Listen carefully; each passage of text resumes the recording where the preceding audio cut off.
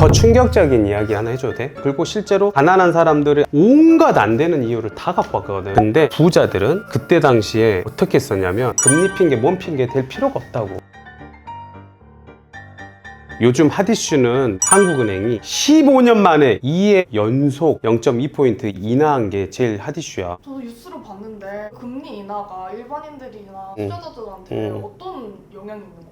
15년 만에 금리를 인하했다는 것은 그만큼 지금 경기가 안 좋다는 거야. 진짜 중요한 얘기를 그럼 해보자. 금리를 내렸다는 것은 경제에서는 별로 좋지 않다는 얘기야. 왜냐하면 금리를 내린 이유는 경기를 침체하는 거를 일단 방어를 하겠다는 의지야. 금리를 15년 만에 2회 연속을 했다는 것은 그만큼 경기가 지금 성장하지 못하고 있고 침체되고 있으니 어떻게 해서든 인위적으로 돈을 뿌려서라도 한국 경제가 별로 좋지 않아. 금리를 낮추면 내가 내는 돈이 이자가 계속 낮아지겠지. 그래서 일시적으로 금리가 낮아지면서 돈이 풀리니까 경기는 인위적으로 부양하니까 좋아질 수도 있어. 아까 말했잖아요. 경기 침체를 방어를 하기 위한 수단이라고. 문제는 화폐 가치가 뚝 떨어져. 왜냐면 돈이 흔해졌기 때문이지. 나 PD 더 쉽게 얘기해 줄게. PD 너 혹시 저축하냐? 하죠. 저축하지. 그러면 이 저축하면 계속 돈이 이렇게 불려나가고 있겠네? 그렇지 않나요? 근데 너가 불려나가고 있다고 착각을 하는 거야. 여기서. 왜 착각이에요? 이를테면 더 쉽게 이야기해 줄게. 이렇게 샤워기가 있어. 그래서 네가 샤워를 하고 물을 잠갔다 생각했는데 어느 보니까 계속 물이 뚝뚝뚝뚝뚝 떨어지고 있어. 어때 너는? 아깝죠. 아깝지? 그럼 넌 어떻게 하겠어? 그제서야 이제 잠그겠지. 저축도 똑같은 얘기야. 내가 지금 저축을 하고 있다고 생각하지만 사실은 이 샤워기처럼 물이 계속 새고 있었던 거지. 무슨 얘기냐면 화폐 가치가 계속 떨어지고 있으니까 너는 저축을 해서 돈을 계속 모으고 있다 생각하지만 실질적으로 돈이 새고 있는 거야. 일반인들은 금리가 떨어지든 오르든 말든 이게 이제 금리가 떨어지면 오히려 화폐 가치가 뚝 떨어지는 건데 그거를 모르고 계속 고생 끝에 낙이 오는 줄만 알고 있는 거지. 하지만 부자들은 금리가 떨어지니까 땅이나 부동산 쪽 투자로 더 공격적으로 이동을 하는 거지. 와, 금리 이야기하면서 더 충격적인 이야기 하나 해줘도 돼? 여기서 부자와 일반인들의 형태적인 걸 봤어. 서민들은 있냐? 고금리가 계속 가니까 계속 쭉쭉쭉쭉쭉쭉쭉 올라가니까 내가 막 100만 원씩 대출을 받았던 게 막 120, 막 150, 막 계속 올라가니까 이때 당시 사람들이 다들 막 허리띠 졸라매고 외식비, 교육비만 많이 줄이게 되지. 근데 부자들은요? 어쩌는 줄 알아? 오히려 금리가 고금리잖아. 그러니까 예금을 넣어놓기만 해도 돈만 넣어놔도 계속 편하게 사는 거야. 들어오는 돈이 많으니까. 그러다 보니까 매일 백화점 명품 쇼핑하고 해외여행 다니고 부자들은 부가 더 많이 돈이 불어나는 경험을 내가 목격을 했다고. 금리가 내려가면요? 금리가 내려가면 일반인들은 금리가 내려가니까 내가 아까 여기서 돈을 많이 냈었잖아. 120만, 150만 원 이제 뚝 다시 내려가고 한 80만 원 내려갔다 쳐. 그러면 이걸로 이제 착각을 하는 거지. 돈이 많이 남은 줄 알고. 그러면서 우리 외식할까? 왜냐면 가계 부채가 쭉 줄어들었잖아. 그러니까 일반인들은 이때서 백화점에서 많이 보이고 허리띠 졸라맨 거 이제 허리띠 풀어불고 외식도 하고 돈 쓰게 되지. 근데 더 놀라운 건 여기서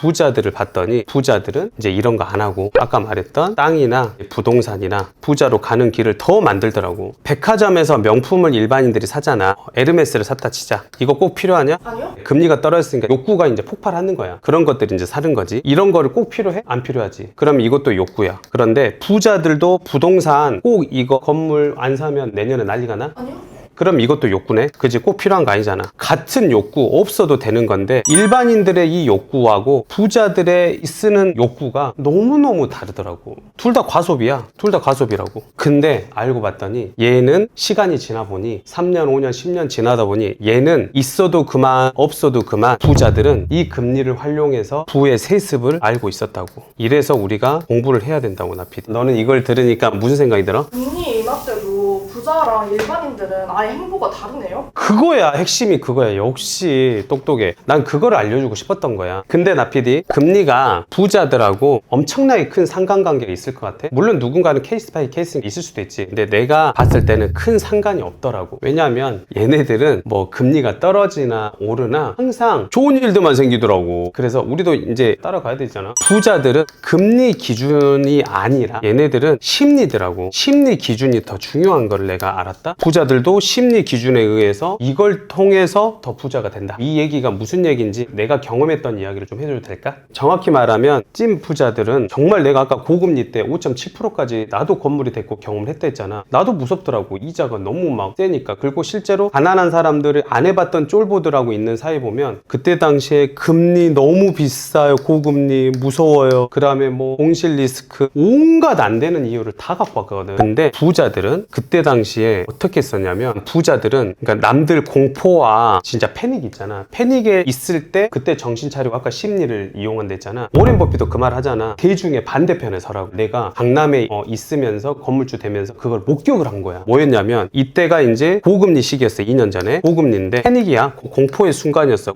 왜냐면 고금리라고 말했잖아. 근데 이때가 부동산 우리 건물주에서 어떤 시장이었냐면 매수자 우위 시장이었어. 금리가 너무 높잖아. 매도자들이 고금리가 시작되니까 매도자들이 이때 어떤 사람들이 있었냐, 막 영끌에서 온 사람들, 그 다음 이자 비용이 고금리다 보니까 감당이 안 되잖아. 부채가 감당이 안 되니까 시장에 내놓은 사람. 그러니까 내가 버는 돈이 뭐 한 1,000만 원인데 이자 비용이 올라갔고 막 그때 당시에 2,500만 원 막 낸 거야. 감당해서 할 수 없는 2배, 3배를 막 내버리는 거지. 그래서 이 사람들이 이제 물건을 던지려고 하는 거지. 매도자들이. 매도자가 많아질 거 아니야. 한 놈, 두 놈, 세 놈, 네 놈, 다섯 놈 엄청 많아질 거 아니야. 그러니까 당연히 시장에서 매수자 우위 시장이라고. 쉽게 말하면 매수자가 적은데, 왜냐면 얘네들도 고금리는 똑같은 상황이잖아. 그러니까 당연히 얘네들은 적은데 얘네들은 많아. 그러면 어때? 부동산 물건값이 당연히 매수자 위주로 된다고. 그러니까 매수자는 더 싸게 살 수 있는 최고의 기회가 왔다고. 그래서 막 진짜로 4억, 5억 막 싸게 나와. 근데 일반인들은 강 건너 불구경처럼 쳐다만 보는 거지. 너무 무서운 거야. 근데 부자들은 이거를 산다?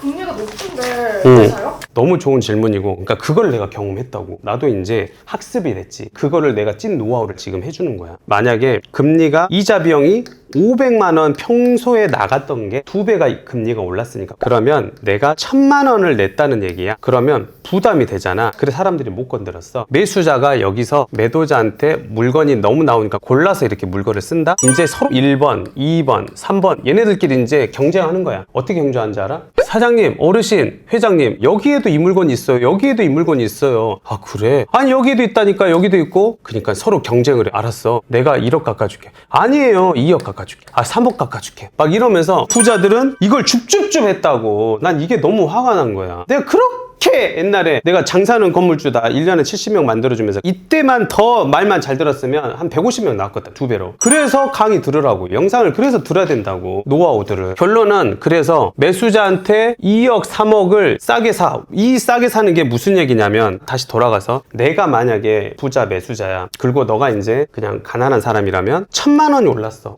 가난한 사람들은 쳐다도 안 본다겠지. 근데 부자는 반대편에서 반대급부에서 생각하는데 당연한 것을 다르게 보는 힘이 있다고. 그걸 오늘 길리는 거야. 여기서 1,000만 원 오른 거잖아. 그러면 내가 딜을 봐갖고, 그러면 1,000만 원이면 1년 이자면 얼마야? 1억 2천이야? 그러면 2년 이자면 얼마야? 2억 4천 이자. 야 적어도 내가 얘기 늘 하잖아. 금리는야, 자 이거 명심하세요. 금리는 13년 이전에 10년 동안 보면, 그러면 13년이었을 거 아니야. 13년 동안 평균 금리가 4%였단 말이야. 금리가 이제 롤러코스터를 타잖아. 4%로 그냥 보면 돼. 이해했어? 그러니까 고금리고 나발이고 모든 거를 안 해봤으면서 재단하지 말라는 거야. 내가 지금 너무 불안하고 못하니까 안 하는 거지. 금리 핑계, 뭔 핑계 될 필요가 없다고. 꼭 사람들 핑계를 대니까 더 이상 성장을 못하는 거야. 그래서 결국은 2억 4천 매수자한테 덤빌 거 아니야. 2억 4천 나 깎아주라. 대놓고 말해. 아니 이 시기에 이렇게 금리가 높아가지고 저 한 2년치 금리는 빼야겠어요. 빼주세요. 이놈 안 했대. 꺼져. 안 해. 근데 이놈이 해준대. 그래서 깎으면 사는 거야. 매수자 우위를 했잖아. 이런 거를 보고 딜을 하는 걸 보고 금리가 높아도 그만큼 싸게 산다는 거야. 안 싸게 사잖아? 시장에서 그럴 수가 없어. 다들 던지니까. 그러면 안 사면 되는 거였거든. 그거를 어찌니 저찌니 핑계대고 핑계 없는 무덤이 없다고. 나는 이걸 목격하고, 부자는 부자가 될 수밖에 없구나. 계층 사다리가 끊어진 게 아니라 우리가 그 사다리를 안 본 것 뿐이구나. 남 핑계 대지 말자. 아는 것만큼 보인다 하는데 내가 알지 못하니까 저 사다리로 탈 수 있는 방법이 여러 가지 루트가 있었는데 내가 핑계친 거였구나. 엄청난 이거 100억짜리 이야기야.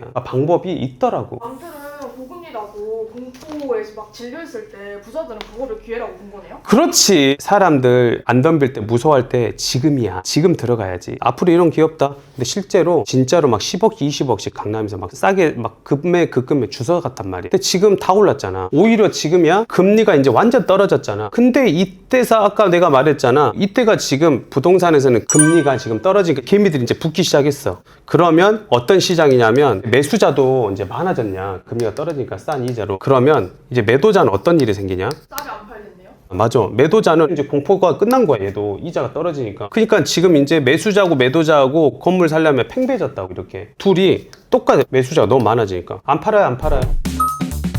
그럼 그럴 수도 있어. 호동아, 네가 그럼 고금리 때 사봤어? 당연히 열채 중에서 고금리를 최근에 샀지. 그거를 내가 부동산 있는 남자 부익남이랑 같이 산 게 그거야. 아까 말했던 것처럼 나 고금리 때 샀어. 5.7%에 이자만 4천만 원이야. 이제 공동투자에서 같이 쓰고는 있지만 이렇게 내고 있다고. 나도 그래서 이때 싸게 샀어. 시세가 거의 9,500만 원 정도에서 한 평당. 근데 이거를 내가 8,400만 원에 샀다고. 왜? 남들이 막 안 사고 막 이럴 때 싸게 샀다고 요거를 이때. 그랬더니 이제 시간이 지나니까 금리가 떨어지니까 최근에 일주일 전이야. 얼마 전 얘기야. 금리가 떨어졌잖아. 그래서 나도 은행에서는 미리 프로모션이라든지 선반영을 원래 해주거든. 5.7%인데 몇 프로 했어? 4.2%까지 떨쳐줬어. 1.5%를 떨쳐줬네. 그랬더니 아까 내가 4천만 원이었잖아. 이게 무려 거의 1,000만 원이 떨어져 3천만 원만 내면 돼. 1,000만 원 떨어졌다니까. 그래서 나는 정리를 해주고 싶은 게 있어. 그러니까 쫄보도 이해는 가는데 공부가 돼 있으면 그리고 내가 준비가 돼 있으면 분명히 기회는 잡을 수 있는데 내가 마치 본인이 평론가고 전문가가 되고 어디서 막 들어가가지고 그걸 너무 무서워하는 거야. 그래서 나 같은 경험자를 만난다든지 다양한 사람들을 접촉을 해서 내가 안 해봤던 거를 이렇게 확증 편향하지 말고 재단하지 말고 이렇게 해서 꾸준히 나와 함께 공부를 영상을 보면서 이렇게 성장하는 거 하다 보면 기회는 반드시 잡을 수 있다. 나는 소위 말하는 엄청난 경제 전문가도 아니야. 그냥 동네 빵집 사장님이 6년 만에 열체된 이야기를 하는 거잖아. 내가 하고 싶었던 얘기는 나는 저금리도 경험해보고 고금리도 경험해봤지만 내가 필요로 하고 내가 사용할 수 있고 그냥 월세 낼 돈을 이자 내고 상황과 고려를 필요는 하지만 그게 절대적이진 않다. 내가 하고자 하면 되는 거지. 굳이 많은 거를 옥죄면서 스트레스 받으면서 전략가 막 분석가가 되려고는 하지 마라. 이 얘기를 꼭 해주고 싶었어.